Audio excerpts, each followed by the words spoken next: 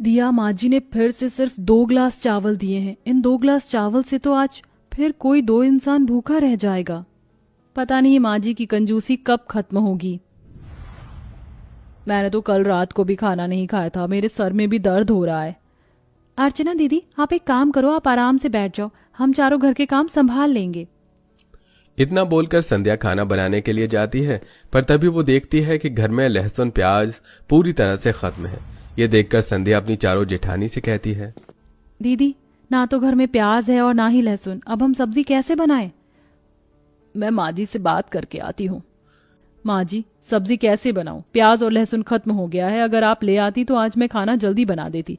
वैसे भी आपके 5 बेटे आज जल्दी घर आएंगे। अरे बहू, जरूरी है क्या खाने में लहसुन प्याज डाले? बिना लहसुन प्याज के भी तो बहुत अच्छा खाना बनता है। जाकर सिर्फ आलू की सब्जी बनाना और हाँ, पानी थोड़ा ज्यादा डालना। पर माँ जी। पर क्या बहू, मैंने भी घर चलाया है। मैं तो फिर भी तुम्हें रात में खाने के लिए दे देती हूँ क्योंकि तुम 5 गर्भवती हो। अरे जब मेरी सास जिंदा थी तो वो मुझे सिर्फ पूरे दिन में 1 वक्त का खाना देती थी ताकि मैं जिंदा रह सकूं। जी माँ जी, मैं समझ गई। आशा की बातें सुनकर अर्चना वहां से चली जाती है और वो 5 बहू मिलकर रात का खाना बनाती हैं। रात को पूरा परिवार खाने की टेबल पर बैठता है और आलू की सब्जी देख आशा का बड़ा बेटा सिद्धार्थ अपनी माँ और अपनी बीवी से कहता है, निशा, ये क्या सब्जी बनाई है? इसमें आलू कम पानी ज्यादा है। हम 5 भाई क्या इस घर में पैसे नहीं देते जो आप लोग हमें इस तरह का खाना देती हो बनाकर? पर माँ जी ने हमें जैसा कहा हमने तो वैसा ही बनाया है। बहू, मैंने ये जरूर कहा था कि आलू की सब्जी बना लेना, पर मैंने पानी की सब्जी तो नहीं बोली थी बनाने के लिए। मेरे 5 बेटे थके हारे घर आते हैं और तुम 5 इतनी कंजूसी करती हो कि पूछो मत, और उल्टा सारा इल्जाम भी मुझ पर डाल देती हो। इस तरह आशा बड़ी ही चालाकी से सारी गलती अपनी 5 बहुओं पर डाल देती है। अब इसी तरह से कुछ दिन बीत जाते हैं और एक दिन, माँ जी, आज डॉक्टर ने हमें चेकअप के लिए बुलाया था। बहू, अभी तो तुम 5 पिछले हफ्ते ही चेकअप करवाने के लिए गई थी। चेकअप करवाने जाती हो या कहीं घूमने जाती हो? माँ जी, हमारा 8वां महीना चल रहा है और ऐसे में डॉक्टर ने हमें हर हफ्ते बुलाया है। अरे इतने पैसे नहीं है मेरे पास जो हर हफ्ते तुम्हें हॉस्पिटल भेज सकूं। कोई जरूरत नहीं है कहीं जाने की। अब जाओ, जाकर मेरे लिए शरबत बना दो, और हाँ, 1 गिलास ही शरबत बनाना, कभी तुम 5 अपने लिए भी बना लो। आशा की ये बात सुनकर 5 बहुएं बहुत दुखी हो जाती हैं और रसोई में जाकर अपनी सास के लिए शरबत बनाने लगती हैं। पर आशा को अपनी 5 बहुओं पर जरा भी विश्वास नहीं था और वो भी उन पर नजर रखने के लिए रसोई के बाहर खड़ी हो जाती है। जब से ये 5 गर्भवती हुई हैं, इन्होंने तो राशन का सत्यानाश कर रखा है। जो राशन मेरा 2 महीने चलता था, अब वो 1 महीने में खत्म हो जाता है। अब मुझे खुद ही इन पर नजर रखनी होगी। निशा दीदी, मेरा भी शरबत पीने का दिल कर रहा है। गर्मी इतनी ज्यादा हो रही है कि प्यास की वजह से मेरा गला सूख रहा है, पर हम चाह कर भी नहीं पी सकते। अगर माँ जी को पता चल गया तो वो हमें छोड़ेंगी नहीं, और तुम तो जानती हो वो 1 मुट्ठी चावल का भी हिसाब रखती हैं। इस तरह आशा की 5 बहुएं मिलकर उसके लिए 1 गिलास शरबत बनाती हैं, जिसे आशा आराम से पीकर आराम करने के लिए चली जाती है।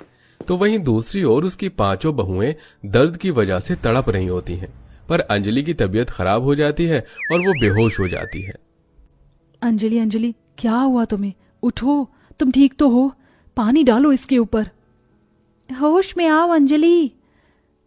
मुझे बहुत कमजोरी महसूस हो रही है, आंखों के सामने अंधेरा छा रहा है। दीदी, दिशा दीदी, मैं अभी माँ जी को बुलाकर लाती हूँ। दिशा जल्दी से आशा के पास जाती है और उसे सारी बात बताती है। अंजलि की तबीयत खराब सुनकर आशा का मुंह बन जाता है और वो मुंह बनाकर अंजलि के पास जाती है और उसे ही खरी खोटी सुनाने लगती है। अरे तुम 5 क्या इतनी नाजुक हो कि थोड़ा सा काम करके ही बेहोश हो जाती हो? अरे मैंने भी 5 बच्चों को जन्म दिया है, पर तुम्हारी तरह कभी ऐसा हाल नहीं हुआ। पर माँ जी, अंजलि की तबीयत सच में ज्यादा खराब है। उसने कल रात को भी खाना नहीं खाया था और आज सुबह भी नाश्ता नहीं किया। उसने अपनी दवाई भी नहीं ली है और डॉक्टर ने उसे सख्त हिदायत दी है कि वो अपना अच्छे से खाने पीने का ख्याल रखे। बहू, इसका मतलब तुम ये कहना चाहती हो कि मैं तुम्हें खाने के लिए नहीं देती? अरे भूलो मत, 2 टाइम तुम ठूस ठूस कर खाती हो।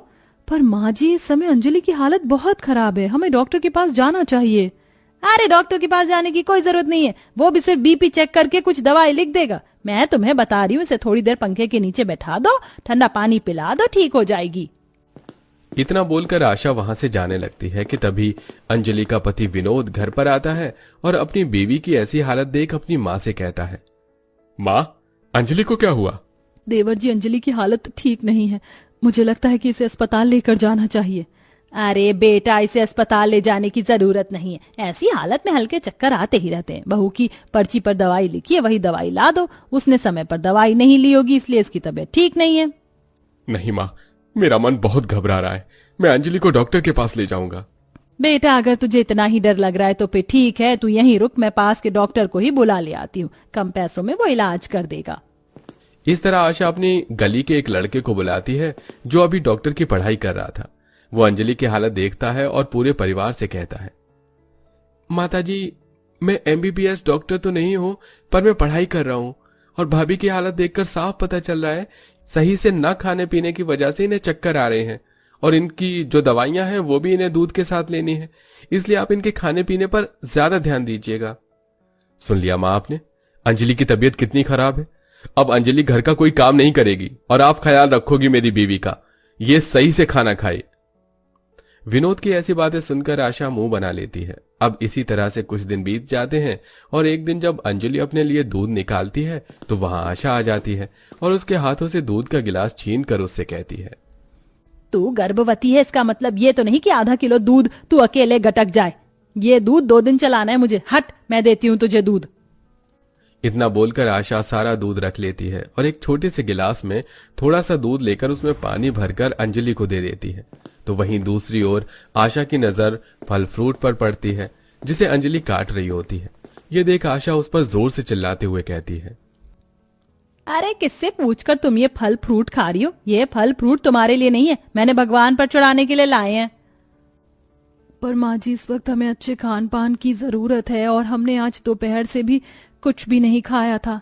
हाँ हाँ, सब सुना था मैंने। बहुत अच्छे से जानती हूँ मैं तुम पांचों को। और हाँ, आज सिर्फ 10 रोटी बनाना। मेरे 5 बेटे काम के सिलसिले में बाहर जा रहे हैं तो हम सबके लिए 10 रोटी काफी है। अच्छा, दोपहर में खाना नहीं खाया तो तुम 5 मर गई? नहीं ना, जिंदा ही हो। सुबह खाया था ना, और अभी 2 रोटी मिल रही है। खाने को खुश रहो उसी में। आशा के कहने पर बेचारी 5 गर्भवती बहुएं गिनती की सिर्फ 10 रोटी बनाती और प्याज काटती हैं।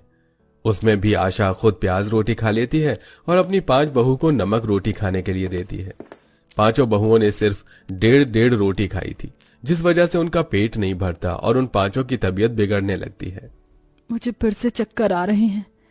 कहीं ऐसा तो नहीं कि हम 5 सही से खाना नहीं खा रहे, इस वजह से हमारी तबीयत ऐसी हो रही है? क्योंकि मुझे ऐसा लग रहा है मेरा बच्चा मूवमेंट नहीं कर रहा। मुझे बहुत डर लग रहा है। हमारे पति भी यहाँ नहीं और माँ जी हमें अस्पताल ले जाने से रही। कहीं ऐसा तो नहीं कि हम अपने बच्चों को खो दें। 5 बहुएं बहुत ज्यादा डर जाती हैं और वो खाना खाने के लिए रसोई में जाती हैं। पर वो 5 देखती हैं कि उनकी सास ने फ्रिज से लेकर रसोई के हर कबोर्ड में ताला लगा रखा है। ये देख वो सब भूख से तड़पने लगती हैं और वहीं बेहोश हो जाती हैं। कुछ देर बाद जब आशा पानी पीने के लिए रसोई में जाती है तो देखती है कि उसकी 5 बहुएं जमीन पर गिरी हैं। ये देख आशा बहुत ज्यादा डर जाती है और अपने 5 बेटों को फोन करके घर बुलाती है। माँ, फ्रिज पर ताला लगा है, रसोई के हर कबोर्ड में ताला लगा है। सच सच बताना, आपने फिर खाने में कोई कंजूसी करी ना, जैसे आप बचपन में हमारे साथ करती थी? पर बेटा, आज मैंने बहू को खाने में रोटी दी थी। माँ, रसोई को लेकर आपकी कंजूसी को हम बहुत अच्छे से जानते हैं। अगर हमारे बच्चे को कुछ हुआ तो हम आपको कभी माफ नहीं करेंगे। इतना बोलकर वो 5 भाई अपनी बीवियों को अस्पताल में ले जाते हैं, जहां बड़ी मुश्किलों से आशा की 5 बहुएं बच पाती हैं और उनके बच्चे भी। पर अंजलि अपने बच्चे को खो देती है और इसका सारा इल्जाम आशा पर जाता है। माँ, सिर्फ आपकी वजह से आज मैंने अपना बच्चा खो दिया, पर भगवान का शुक्र है कि मेरे भाइयों के बच्चे अब भी सही सलामत हैं। पर आज आप तो बहुत खुश होंगी ना? नहीं बेटा, ऐसा मत बोलो। मैं नहीं जानती कि मेरी कंजूसी की सजा मुझे इस तरह से मिलेगी। अगर मुझे पता होता तो मैं ऐसे इतनी कंजूसी कभी नहीं करती। अब क्या फायदा माँ जी, मैंने तो अपना बच्चा खो दिया है। मेरा बच्चा मेरे पेट में ही भूख से तड़प तड़प कर मर गया। अपने बहू बेटों की बात सुनकर आशा को अपनी गलती का एहसास होता है, जिसके बाद आशा कंजूसी करना छोड़ देती है। इसलिए जब उसकी 5 बहुएं घर आती हैं तो आशा अपनी 5 बहुओं को बहुत अच्छे से ख्याल रखती है। आशा है कि ये कहानी पसंद आई होगी आपको। वैसे आपके परिवार में भी है क्या कोई कंजूस? कमेंट में जरूर बताइएगा।